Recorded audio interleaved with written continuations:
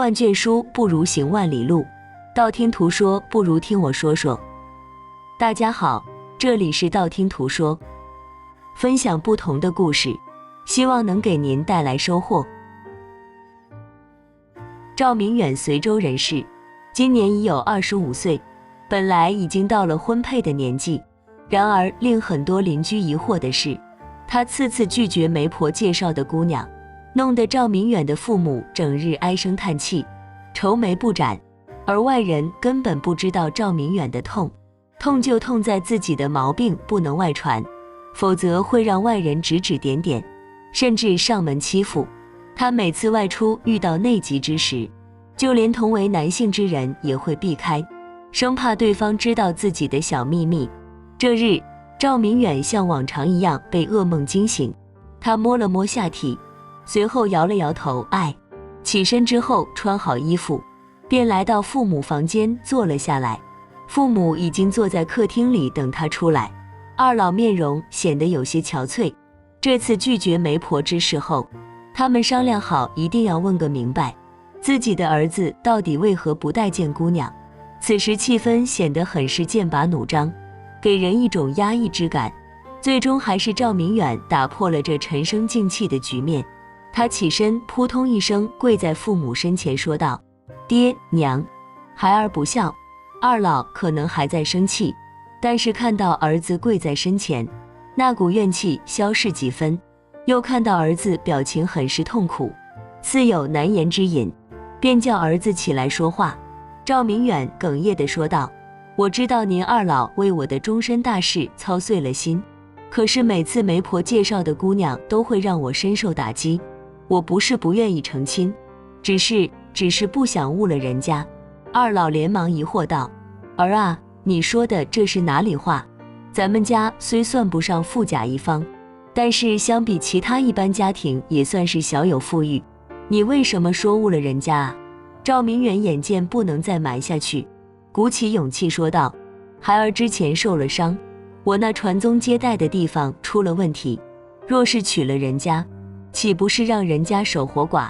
二老一听，瞬间头皮发麻。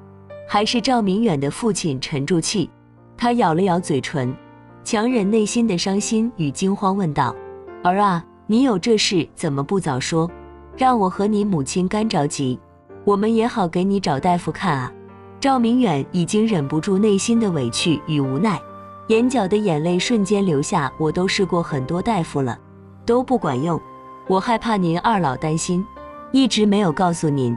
母亲此时正在掩面抹泪，当听到儿子这么说时，他明白了儿子的苦衷，心疼道：儿啊，真是苦了你了，这些年来你是怎么过来的？我跟你爹竟然没发现，我这个母亲做得真不称职啊。说完又好好大哭起来。一旁的父亲走过来抱住了母亲，一边安慰一边开导。最后老两口算是接受了现实，打算在此之后不会主动为儿子托媒人找媳妇了。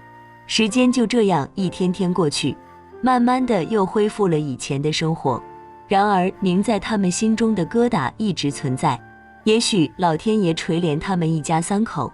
这天，母亲眉开眼笑地从外面归来，拉着赵明远说道：明远，我告诉你一个好消息。赵明远看了看母亲，疑惑道：什么好消息？母亲便说起外面的经过。他出门后偶遇一位姑娘正在挑水，好心的他便上前搭把手聊起天来。二人说着说着，便知道原来姑娘有位重病的父亲，她孤身一人照顾父亲的起居，并且家中的事务全都是她一个人打理。这位姑娘因为有位病重的父亲，弄得媒婆不敢登门，就这样一直耽误了终身大事。而且这位姑娘言谈举止貌似还知道些医术之道，这让赵明远母亲刮目相看。想想儿子虽然不能行房事，找个这样的媳妇以后相互照应也是称心如意的。于是赵明远的母亲便试探地说出了儿子的情况，先是夸赞一番，儿子为人孝顺，性格敦厚，但就是身体那方面不行。那位姑娘冰雪聪明，明白了他母亲的用意，脸红耳赤地说道：如果公子真如您形容那样，我倒真想见一见。就这样，赵明远的母亲便赶了回来，把约好的事情全部告诉了他。赵明远听后心中一暖，竟然有如此善良的女子。想想自己已经并不是完整的男人，如果那位女子愿意接受这个现实，对他来说都是一种奢望。他兴致冲冲地将自己的衣冠打理一番，整理好之后，便开心地向母亲道别，来到了与姑娘约会之地。其实约好的地点就是姑娘的家，这位姑娘也是聪明，约到家里也是想让赵明远清楚她的家境，避免以后造成不必要的麻烦。双方坦诚相待，知根知底，这样的婚姻才会经得住考验。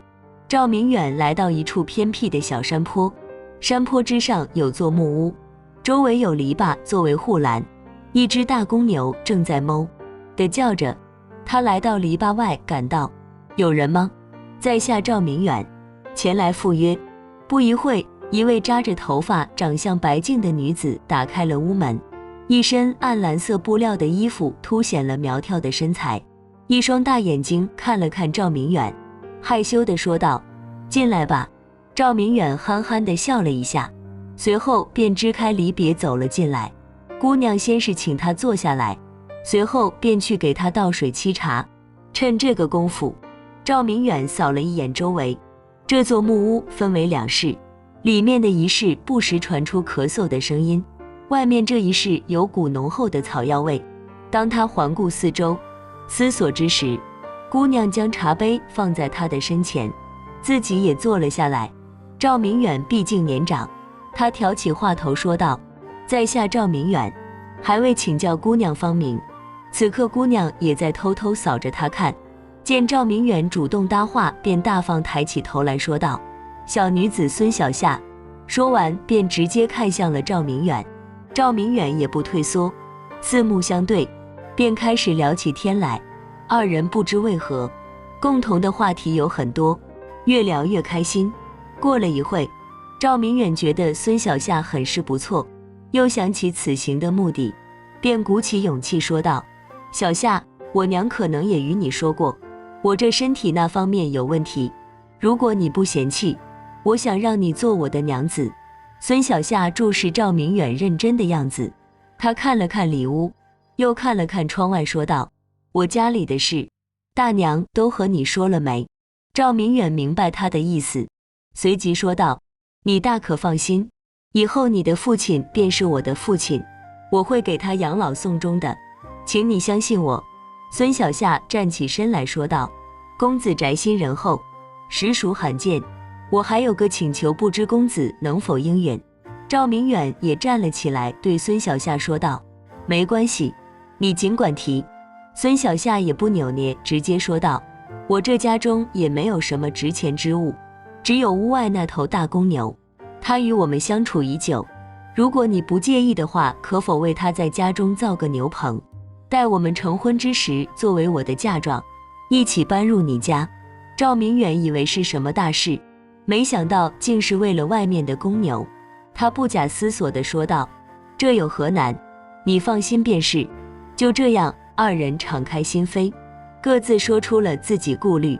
赵明远对今日之行很是满意，在回去的路上，他不禁又想起那头公牛的事情，想想也是奇怪，用牛做陪嫁的也是实属罕见，但是能够娶到心甘情愿的媳妇，陪嫁什么无所谓，建座牛棚又有什么？时间一天一天的过去，赵明远经常来到孙小夏家里帮忙，顺便探望一下他的父亲，来的次数多了，孙小夏也是对赵明远的人品大加赞赏。就这样，二人的婚事顺利地敲定下来。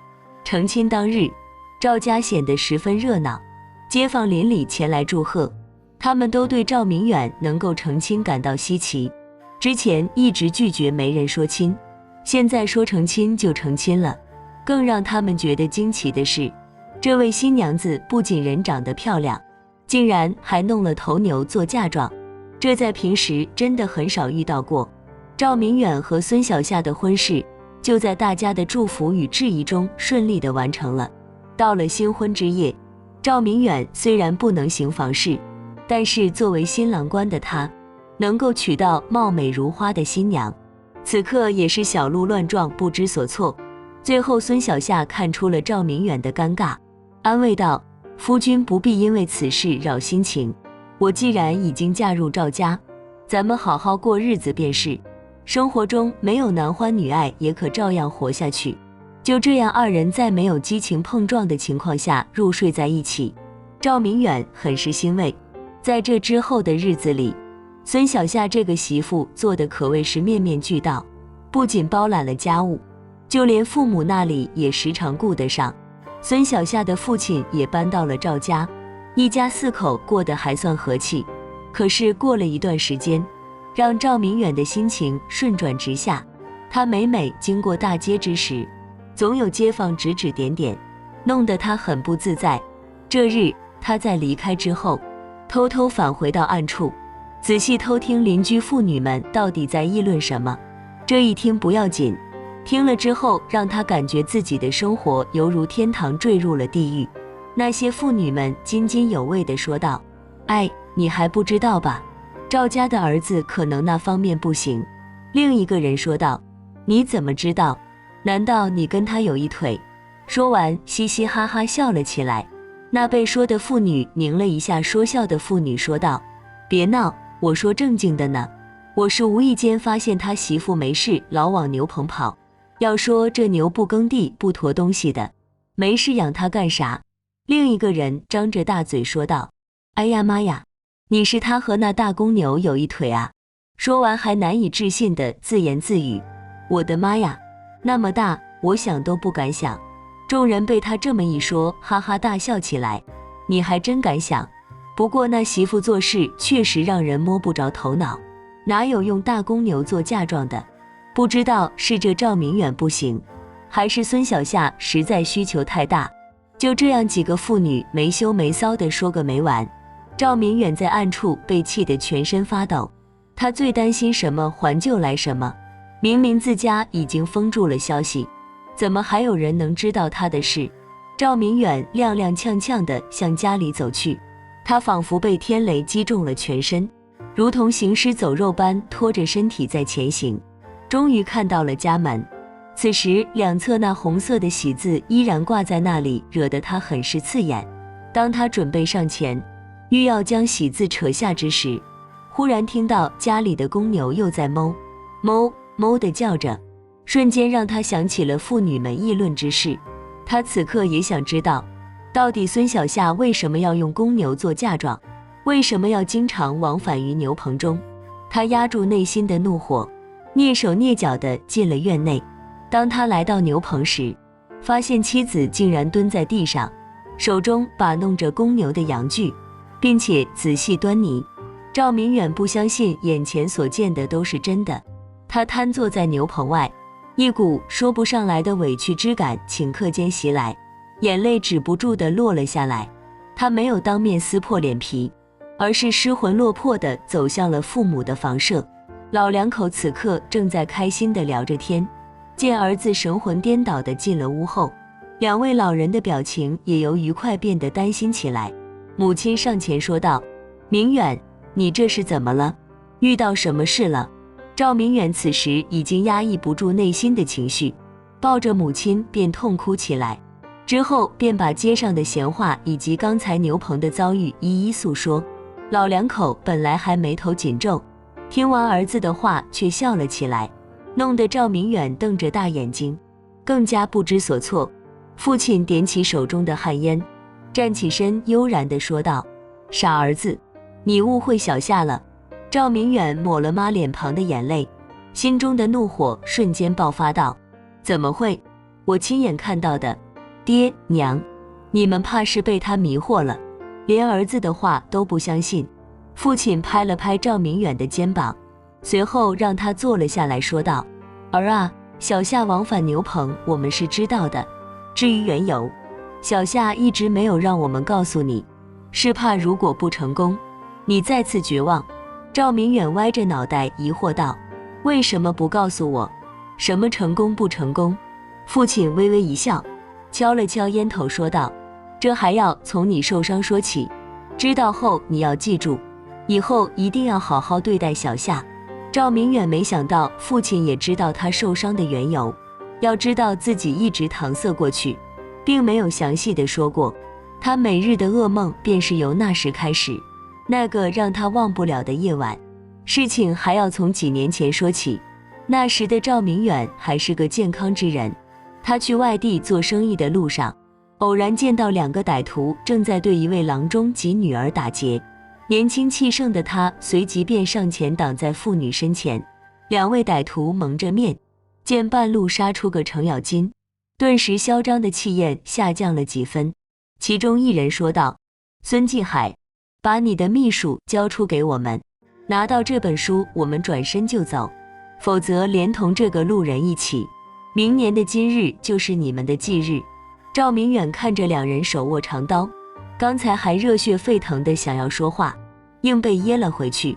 只见那个叫孙继海的郎中说道：此事与他人无关，莫要伤及无辜，秘书不在我这，已经被烧了，你们就断了这个念想吧。2人一听，青筋暴起，骂道：好啊，既然你非要跟我们过意不去，那就别怪我们不客气了。说完，2人便提着刀冲了过来。赵明远虽然正值壮年，可是面对手握长刀的歹徒怎能应付，只得抱起孙小夏，拉着郎中向后方跑去。2人没想到这个从空蹦出来的人还不傻，竟然知道打不过就跑，这让他们更加气愤，便在后面追赶。就这样你追我赶，几人来到一处悬崖边上，2人哈哈大笑起来，说道：跑啊，这下跑不了吧，你这个爱管闲事的匹夫，还以为你会是个什么大侠，原来就是个商人，害得我们费了老大的力气，今天我们就先拿你祭刀。说完便提刀劈向赵明远。赵明远虽然不会武功，但是也没有坐以待毙，他左闪右闪避过刀刀要害，然而其中一人趁其不备，一脚便踹到了他的命根子，让他疼得满地打滚。2人满是得意，放松了警惕，在赵明远身前嘲讽道：让你充好汉啊，现在知道下场了吧？要不这样，我这一脚估计把你给废了，留你一条狗命，以后去做刘公公的跟班吧。哈哈哈。此时赵明远疼痛难忍，然而生死关头，他突然想到怀中还有一包刚买的细盐在，这盐虽算不上暗器毒药，但是弄到眼睛里，任谁也是受不了的。于是他蜷缩着身子，假意大声叫喊，双手悄悄伸向胸口。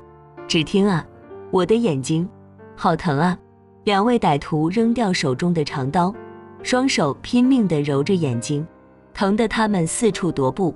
郎中看准时机，上前便将2人踹下了山崖。谁知2人也不是吃素的，就在坠崖的时候，其中一人将手中暗器飞出，一下便扎穿了郎中的手掌，弄得郎中也负伤在身。此时赵明远在用完最后的力气，扔完细盐后便晕了过去。待他醒来时已在客栈，而那妇女却不知所踪。自此之后，他的命根子便因此升级。事情到这，赵明远是知道的，然而不知道的是，当日孙家妇女将他安顿在客栈之后，便急冲冲地去别处了。他们离开的目的竟然是为了保护赵明远，因为昨晚那2人口口声声说的秘术，其实就是一本针灸之法。相传此书可以让阉人恢复雄风，因此宫里的大总管刘公公窥探已久，想要凭借此书恢复男儿之身，这样权倾朝野的他便可名正言顺地谋朝篡位。然而孙继海深知此术关系重大，本来是济世救人之用，若是用在他们这些公公身上，岂不是天下大乱？于是他带着女儿四处奔波。很巧的是，最后他们逃到了随州，随后隐姓埋名在此隐居。然而天有不测风云，受了伤的孙继海因为手掌贯穿，不能再用那针灸复雄之术。每每想起当晚仗义相助的赵明远，孙继海心中一直愧疚，于是他便让女儿从小练习此术。可是医术并非纸上谈兵，也需要实践方可才能验证。奈何孙小夏是个女儿身，不能直接为男人医治，并且这种杂症也只有宫里的太监才有，因此小夏的医术进展缓慢。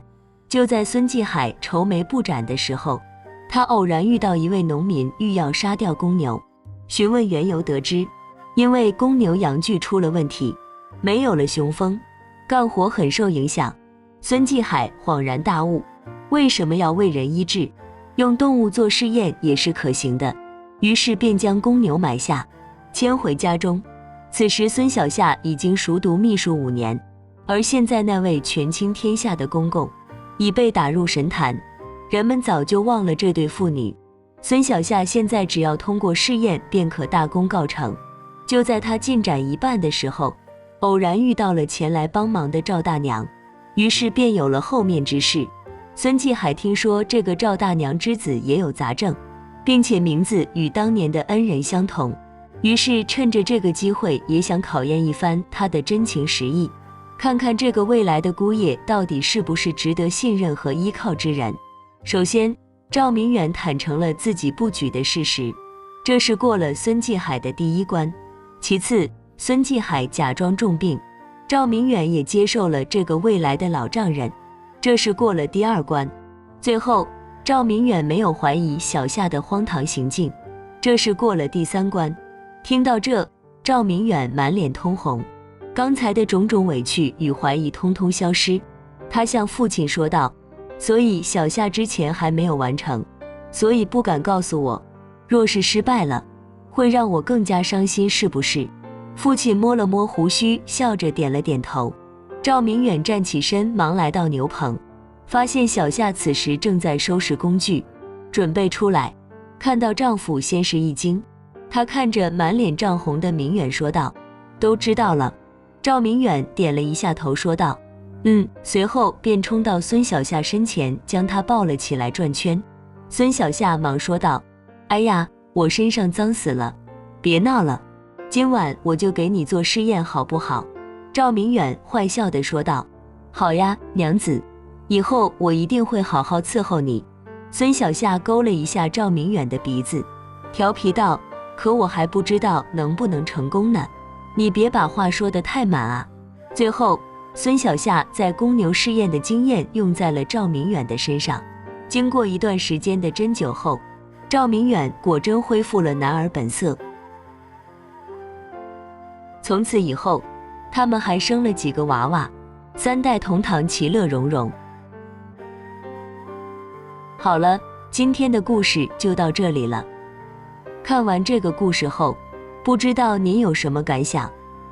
欢迎在下方留言，不要忘了点赞和订阅，希望能给您带来收获。感谢您的观看，我们下期节目再见。